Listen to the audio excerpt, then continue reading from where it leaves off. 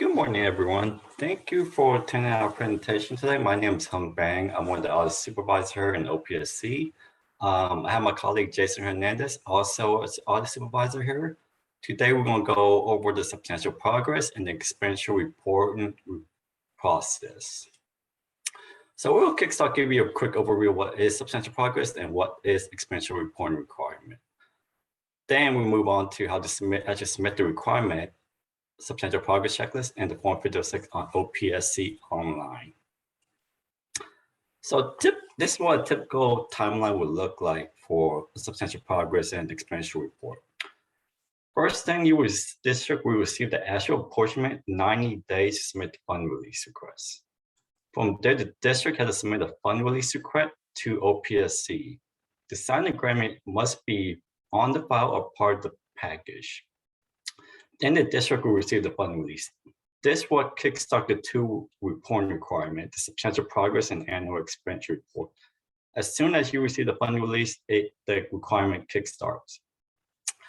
The annual expenditure report are due to OPSC 1 year after the fund release. Then the substantial progress are due 18 months after the fund release. Then the district submit the final expenditure report to OPSC, and that will trigger the closeout audit workload. Substantial progress reporting requirement. Substantial reporting requirement are determined by the type and the date of the apportionment and the subsequent fund release. District must show substantial progress within 18 months of receiving the SFP fund release. The specific type of substantial progress evidence required for a project is determined by the type of apportionment. And the form you need to submit is the substantial progress checklist. Here's what the type of apportionment a district may receive, and it has to meet substantial progress. With the exception of preliminary apportionment, which is also known as the reserve fund or already chartered projects. Those ones do not have to meet substantial progress, but they do need to meet the requirement of 4 years to convert to a full adjusted G. And the design, also known as the planning, site, also known as the site acquisition or site purchase, and as Justice G, also known as the full grant, construction grant, and base grant, those have to meet substantial progress. And here's what a typical substantial progress checklist look like. On the left side, you see section 1, that's a site requirement that have to meet substantial progress. All 4 criteria have to be checked to meet substantial progress. On the right side is the Justice G, which is also known as the full grant or base grant. Only one of the following 4 have to be marked to meet substantial progress. The first one is at least 75% of the site development work that's necessary prior to building and construction activity is complete. Second one is at least 90% of building construction activity are under contract, unless the building construction activity are delayed as a result of necessary site development work. The third one is all construction activity are at least 50% complete. The last one of those is rare but does happen, are other evidence satisfactory to the state allocation board of circumstances beyond the control of the district that precludes substantial progress being met. So when you submit the substantial progress, mark this one, submit the checklist, you have to attach a narrative explanation and supporting documentation. And we will present that to the next state allocation board. So once you submit a substantial progress checklist, it actually hit the substantial progress workload. And we'll be requesting documentation once you receive the workload. The first 5 line item you see on the screen is what we call substantial progress. We ask those line items 1 through 5 based on what you mark on your substantial progress checklist. And the 6 through 13 is what we call self-certification. These are stuff that the district self-certified when you came in funding for application that they have to meet. There won't be any duplication work on the local CPA audit side. The local CPA audit won't look at these documentation. I'm gonna go over a couple lines from line item number 6. I'll change forward to date, QAS, the date of occupancy, the financial hardship, the DBBE, the bid summary, construction delivery method, the written policy and procedures, These are all local CPA will not look at when they hit the audit workload. Please be advised, we won't ask for all 13 items. It's really depending on the scope of the work, whether it's in the construction, whether it's a mod, whether it's a charter, whether it's CTE, or whether it's financial hardship or not. Next screen here is example of what kind of documentation we may ask for. In this example, this is a mod project, non-financial hardship. And also there was a prior SP review, substantial project review done within last year. And this example, this should mark at least 90% of the building construction activity under contract. So we actually asking for 4 items here. The construction contracted date, that is to show at least 90% of the building construction activity all under contract. And next 3 items are project change order date, the qualification appraisal for architect, and construction delivery method. Those are the 3 of the 6, the item that's 6 through 13. We didn't ask for every single line item because the prior review was done, such as DBBE, where we looked at that within the last year, so we won't ask for that. We won't ask for financial hardship documentation because this is not financial hardship. We won't ask for a day of occupancy because it's a mod project. The day of occupancy is only applied for a new construction project. Although I list all 13 items, please be advised we won't ask for all 13 items. Substantial progress checklist submitted. What are the next steps? So, like I mentioned before, the project's added to the substantial progress workload. Then the state has 60 days to request documents relating to meet substantial progress requirement. Then the document request letter will be sent to the district, requesting the potential 1 to 13 items. Then the district has the opportunity to upload those documents on OPSC Online. Although currently we are accepting hard copy, we are accepting coming through email, but we are going green and we are going paperless. So later on in the presentation, I'll show you guys how to upload on OPSC Online. Then the substantial progress review will be conducted. Once it's conducted and done, and final, we'll issue a finding letter to the district. So here's an example of what a sample finding letter looked like. This is a perfect letter where the district made substantial progress, we verify substantial progress, we verify self-certification, everything looks good. So what is the annual expenditure report requirement? So I just briefly discussed what substantial progress is. Now I'm go over what annual expenditure report requirement is. By SFP, require district to report an expenditure report, that's Form 5006, and detailed listing of project expenditure 1 year after receiving the initial fund release for the project. Then subsequent expenditure report are due annually until the project is completed, or the project reached 3 years from the fund release for an elementary school, or 4 years for a middle or high school. And the form that needs to be submitted is the SAP 5006 and detailed listing of project expenditure, also known as the DLOPE. Here's an example of what the actual form, hard copy Form 5006 look like. The top portion is just pretty much the district information, the application number, who prepared it, and who's the district rep. And during the middle page, the percentage completion, the notice to proceed, notice of completion date, if there are one, and the listed project expenditure up to date. So here's an example of what the actual detailed listing of project expenditure look like. On the screen, it's just a construction worksheet. On the Excel spreadsheet, there's just planning worksheet, relocation worksheet, site worksheet that need to be filled out, and it's by categories. So one that I do want to advise is that the total expenditure listed on the project on the DLOPE has to match what you got certified on the Form 5006. And please advise that is state share and district share. It has to be cumulative every single time someone annual expenditure report.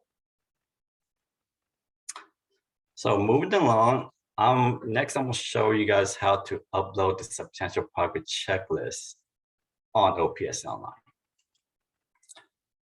OPSC Online is optimized for Google Chrome, but Microsoft Edge and Firefox can't be used accessing this platform. Upon logging in, the user directed to the dashboard. Once you log in, it will take you direct to the dashboard. And if you don't have an account yet, I'll advise you to create an account. So once you log in, it'll take you directly to the dashboard, which is shown here. So you got a couple options. Once you log in, it will list the total all the funding applications the district submitted, or you could use the search function to look for the application number. Here I use the search function, and I type in the search function, hit search all, and the application pops up. And then once you click on it, it'll take you to this page. As you can see on the left column, you can see the 5004 was submitted. It said be approved. The 55 fund list was submitted. Now you have to create a substantial progress of 5006 form. You simply by doing so by click link 5006 on the bottom, where highlighted in red box. And from here, you select the type of progress report, whether it's like a expenditure report you want to submit, or a substantial progress, just a G, design, or site. Then you hit create link app. So once you hit create link app, it'll take you to this page. In this example, I'll select the substantial progress adjusted G. And it will tie to the full grant, and then you give it a nickname. It's really important you give it a very good nickname where you could easily identify. I know it's common for some school districts to give a general name like big school, site A or site B. It'd be easier if the district give a name that's easy to identify, so it's just because you have to refer back to it and it's easy to find it on the dashboard. And then you hit click link OK. So once you do that, you will see where under draft, it's a draft 1. That's a substantial progress. It will say draft 1, draft. And you have the option to duplicate the draft. If you feel comfortable, you want multiple drafts before you submit, that's fine. Or you have the opportunity to hit create link, copy link. What that copy link is for district who want to provide that link to someone that want to fill out the information on their behalf, want delegate like a consultant or a staff member to fill out the form. And you simply hit copy link and send it through email. They simply all have to do is click the link and direct it to the dashboard. So next step is filling out the actual substantial progress checklist. All you have to do is hit draft. It'll take you directly to this page. And this mirrors exactly what the substantial progress check on the substantial progress checklist. Yeah, so at least 75% of site development work, 90% of building construction activity, all construction activity at least 50%, and other evidence, same as the substantial progress checklist. But first I want to advise that you must have to hit edit page. That's because everything's going to be grayed out. Won't let you fill out until you hit edit page. So once you hit edit page, you have all these options. In this example, I'll fill out 90% of the building construction activity on the contract unless the building activity are delayed as a result of site development work. And then you hit continue. Once you continue, you'll fill out the substantial progress part. Now it's self-certification part. Who prepared it? The prepared tile, then the district rep or superintendent will sign. Then you hit continue. Once you hit continue, it will take you directly to the review page. You have opportunity to make any changes just simply by hitting edit page. So how you recommend is go over what you put down. You feel comfortable and no edit, hit continue. Once you hit continue, it will take you directly to the submittal page. On the submittal page, you have to mark, I have uploaded DLOPE that's submitted form 5006 if you are submitting the expenditure report. From time to time, I see districts submit form 5006 without the DLOPE. So it deems incomplete if you submit the form 5006 without the DLOPE. Or any applicable required documentation for SFP regulation 1859-104 and 1859-105. That regulation states pretty much on that line item 4, substantial progress checklist as other evidence that you have to submit some kind of narrative. Upload any narrative, we'll present to the next state allocation board. And simply just upload file by hitting that blue button. And then you certify your authorized rep for the district and hit submit paperless application. It will take you to the confirmation page. It will say this paperless application was successfully submitted to OPSC. And from there, you have the opportunity to upload any remaining file, additional documentation, or something you forgot to upload. You still have the opportunity. You have the opportunity to review the required document. That's the item that lists 1 through 13 I mentioned before. Again, we won't ask for all 13 items, but you have the opportunity to review what kind of documentation we may be asking for. Then you have the opportunity to download the completed form. I know some districts like hard copies. You have the opportunity to download it, or you go back to the application dashboard. And here's what the example of the download completed form look like. Again, this looks exactly like the actual hard copy substantial progress checklist. It mirrors it exactly, as close as possible. So after you submit the substantial progress checklist, it hit the workload. So back to the 13 item we may potentially ask for. Like I mentioned before, you have the opportunity to submit through hard copy or email. Again, I want to show you how to upload it on OPSC Online. So once you submit the substantial progress checklist, it's going to go from draft to submitted version. From there, on the bottom, we have the opportunity to upload the file, any of the 13 documentation that the OPSC staff may ask for. You simply by clicking that button, then hit browse file. You look for the file you want to upload. Select the file you upload. In the example is Architect Appraisal. And I gave it a description. I gave it an abbreviation of QAS and the file type. And here you see all 13 unlisted. This can be a qualification appraisal selection process. And hit upload file. And from here, I'll turn it over to Mr. Jason Hernandez. He'll go over how to submit the actual 5006 and DLOPE on OPSC Online. Okay, good morning. Thank you, Hung. Again, my name is Jason Hernandez. I'm an audit supervisor in the Office of Public School Construction. And like Hung mentioned, we'll go over submitting your SAB 5006 and the detailed listing of project expenditures and the requirements associated with that. And most importantly, how can you submit those expenditure reports using OPSC Online? And then at the end, we'll go over some common issues that pop up when submitting the expenditure reports, and then just some tips as you go through the process of submitting that expenditure report.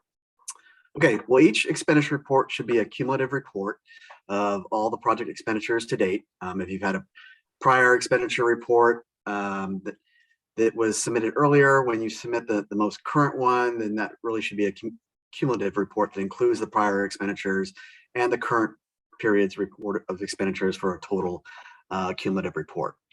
The individual project expenditures are reported on the detailed listing of project expenditures, or the DLOPE, if you hear that term thrown around, but that's basically the detail of all your project expenditures. Your 5006 is your summary of all the project expenditures, the funding, any interest applied to the project, and then the expenditures spent to date. And those individual expenditures, again, are listed on that detailed listing of project expenditures. And all eligible expenditures should be reported. You don't need to stop reporting once you've reached the required contribution amount. All eligible expenditures should be reported to the project. And then the final expenditure report is due 3 years for an elementary school project and 4 years for a middle or high school project. Okay. So you're going to log into OPSC Online the same way that Hung showed you earlier. Once you're on there, it's a really similar process that you went through when you were submitting your substantial progress checklist. You're going to first enter the project number, and once you do that, you hit enter the search, and you'll see the project number pop up right there. I have the square around it on the middle of the slide. You can click on that. You can actually click on it anywhere on the line, and that will call up the project. Okay, and once you call it up, you'll get to the next page, and you'll see this page again is very similar to the page when you were looking for the substantial progress. The first thing you'll have to do is choose the type of progress report you're gonna that you want to submit, and then you will click the linked app. The next slide kind of gives you a more zoomed up version. When you're looking at that, right there it says, please select the type of progress report. It goes over the various choices, like when Hung was doing the substantial progress, you saw the substantial progress adjusted G. When you're submitting your expenditure report, it'll be that SAB 5006 expenditure report. And then from there, again, you will click on what it's linked to. If it's for design only, in this case, when you're submitting your expenditure report, it should be for the full grant. And again, you're going to have to enter a nickname. And like Hung was saying, you want that nickname to be something that kind of indicates what's going on of the report, what type of report you're submitting. In this case, we chose report number 2, and it's 75% complete. And once you have that nickname, you can go ahead and click on the Create Linked App. And once here, then you can see the report right there, report number 2, 75% complete on the bottom left-hand corner. You can also see the previous expenditure report, number 1 that you submitted that was at 0%. You can see the substantial progress checklist, adjusted G, that was previously submitted. And then again, your report number 2, 75% complete, the draft. Once you click on that, that will take you to this page. You'll see again, the name of the report on the top left-hand corner there. It says report number 2, 75% complete. And then right there, you'll see under the drafts, draft number 1, you can actually click anywhere on the line to open that up. So you can go ahead and click on that. And then once you do that, then you're under the review section. And here is where you're going to enter all the information. And you'll be entering the same information that you would if you were submitting a hard copy to our office. So if you've done that in the past, the exact same information. You want to fill in all the required information, like enter the period and the ending date, enter the report number, enter the notice proceed date, all the reported dates. And then as you scroll down the report, you'll see some of the other additional fields. As we go to the next slide, you'll see all the additional required fields. And so you're hitting all that information. But again, like Hung had mentioned earlier, when we were doing the substantial progress, you want to hit the edit page. So once you hit that, then you can go in and fill on all the required information. Again, like Hung mentioned, if you don't hit the edit page first, then everything will be grayed out. And if it's grayed out, that's the reason. You have to just scroll down to the bottom, hit that edit page, and then you're able to enter all that required information. The other information you can also enter, it's recommended, but it is not required. At minimum, you have to hit all the areas that say the required in order to submit the 5006. Okay, so go ahead.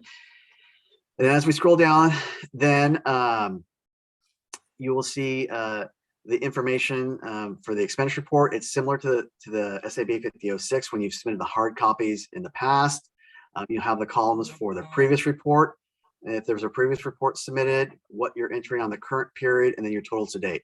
What's kind of nice is you're going through here, it will calculate the totals to date for you, but you're still gonna have to enter the previous report. So if there had been a previous report, you have to enter that information right here, and then you'll enter the amount of the information for the current period. If there's any additional interest that was added to the project in this period that you're reporting, you have additional expenditures, you'll go ahead and enter that, and then it will total everything up for you. Okay. And then it'll take you to the certification. So this is where you're gonna have to enter the preparer's information. You'll enter the preparer's name, the title, the preparer's email and phone number. Okay, then once you do that, and then you click on that and you enter it, and then you get into the review section. And the review section is basically giving you an opportunity to double check all the information that you entered was correct. You start here at the top and you scroll down and you'll see all the information that was entered previously by the district. To make sure that it's all correct, you can keep scrolling down the page And in here, you see, here's a zoomed up section of what you'll look at under that review section. Here you have the district funds and the joint use, the current funds of the $4 million. And then you see down there the state funds of the $2.7 million and the state total. And you're just basically going through to make sure that everything was entered correctly. And then as you scroll down too, then you'll see the certification section again, and then you should see the preparer's name, all the information, the email and the phone number that everything was entered. If everything looks correct at that point, then you can go in and hit continue. And this will take you to basically the submittal page. And you'll have to do a couple things here. The first thing is you're going to check the first box. You know, I have uploaded the DLOPE that supplements the 5006. That's basically that detailed listing of project expenditures. Again, that's a sheet, and you can get a copy of that DLOPE on the OPSC website. We'll actually go over that, where you can get that and what that looks like on the next slide. But then once you have that and you're ready to upload, you just click on the upload file. Once you have that detailed listing of project expenditures uploaded, then you can click on that you're certifying as a district representative. And then once you do that, then you click on the basically submit button there at the bottom. So on the next slide, you'll see here's the OPSC website. Once you're on the website, you want to go into forms. And once you click on forms, you'll see, as you scroll down, you'll see that detailed listing of project expenditures. You can double click on that, and that will open up the DLOPE, or the detailed listing of project expenditures. You'll see the various tabs there.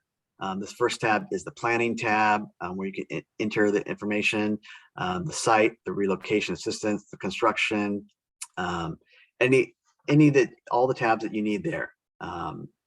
Here's where you fill in all the detailed information for the project.